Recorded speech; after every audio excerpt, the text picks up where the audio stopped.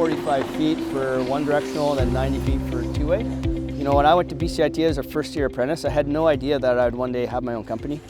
This project is the Parliament Housing Society. It's going to be 50 condos. So we were responsible from really bringing in the underground infrastructure, so all the drainage and water lines to service the building. Then they poured a concrete slab, and then we started to bring the piping to life. My career path at BCIT was levels 1 through 4 in the plumbing Red Seal program. Through that experience, I met different people, was able to build my network, and then life happens. The program was great. It's nice to support your hands-on learning experiences with the technical side and the technical learning and the math, the science. Plumbing is so broad. Certain companies only do certain things, and so when you go back to BCIT, you get to expand on your knowledge and your experience when you get to touch and feel and play with the different things that BCIT is able to provide for the students.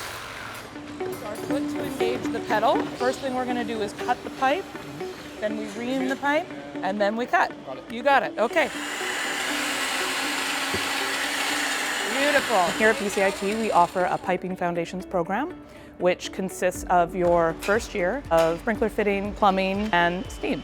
When you do the foundations program, you hit on different aspects of those trades. You get to do a lot of in-shop training as well as theory in the classroom. And then there's lots of hands-on training, starting with using practical hand tools, power tools, and then the practical projects are basically, here's a schematic, now take that schematic and build that for us based on those skills that you've already done. Upon completion of the foundations program, participants will have the skills to enter into employment, hopefully get indentured with the company, be an apprentice with that company, and come back and continue on with their apprenticeship training. I had to try a few different things before I was settled in plumbing, but if you don't try it, you'll never know. We like working with our hands, we like seeing our production. It feels good when we can accomplish things together. And so if you like group settings and you're social, plumbing and construction could be the right fit for you.